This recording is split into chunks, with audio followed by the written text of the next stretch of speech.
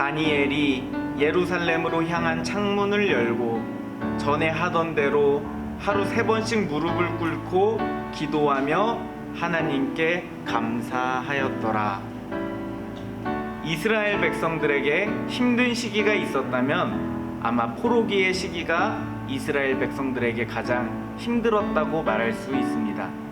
이스라엘 백성들은 이스라엘 땅에서 살고 있다가 바벨론이라는 나라의 포로가 되었고, 이제 더 이상 이스라엘에 살지 못하고 바벨론에 가서 노예 생활, 포로 생활을 하며 지내게 되었습니다.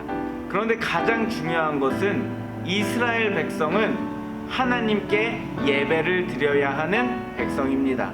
하나님의 백성입니다. 그런데 포로로 바벨론에 가니까 예배를 드리지 못하는 거예요. 왜냐하면 성전이 무너졌기 때문입니다. 그래서 그들은 예배를 드릴 수 없는 상황에 놓이게 되었습니다. 이사야 43장 21절에는 하나님께서 이렇게 말씀하셨습니다. 이 백성은 나를 위하여 지었나니 나를 찬송하게 하려 함이니라. 하나님께서 우리를 지으신 목적이 우리에게 찬송을 받으시기 위해, 우리에게 예배를 받으시기 위해 우리를 지으셨다는 겁니다. 그렇다면 이스라엘 백성은 예배를 드려야 하는데 예배를 드리지 못하는 상황에 놓인 시기가 바로 포로기라는 겁니다. 그런데 성전이 없는데, 건물이 없는데, 아무것도 없는데 이스라엘 백성들이 예배를 드립니다. 어떻게? 그들의 마음 속에, 그들의 가슴 속에 있는 하나님의 말씀을 붙들고 예배를 드립니다. 오늘 말씀에 다니엘이 예루살렘으로 향한 창문을 열었대요. 예루살렘에는 성전이 있었습니다. 성전을 향한 창문을 열었다는 거예요. 그리고 그곳에서 하나님께 기도하고 하나님을 바라보았습니다.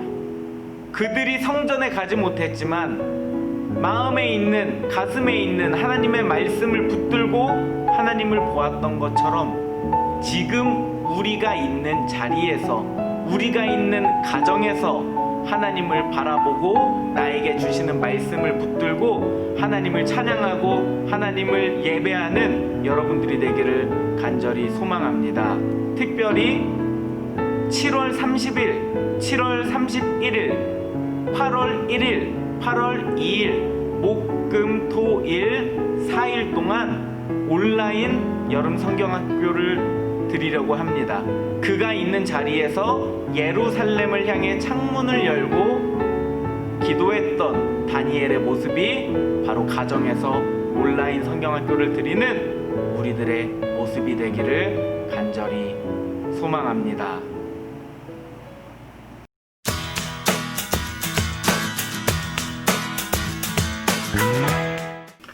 (2020년) 여름 성경학교 온라인 성경학교에 참여한 여러분들을 주님의 이름으로 축복합니다. 환영합니다. 여러분 잘 지내고 있죠? 너무너무 보고 싶어요. 우리 빨리 만나요. 우리 친구들, 비록 온라인이지만 우리 다 같이 예수님을 생각하면서 캠핑을 떠납시다. 화이팅! 서교 아동부 친구들, 우리 다시 만나는 날까지 건강하게 잘 지내요. 사랑해요.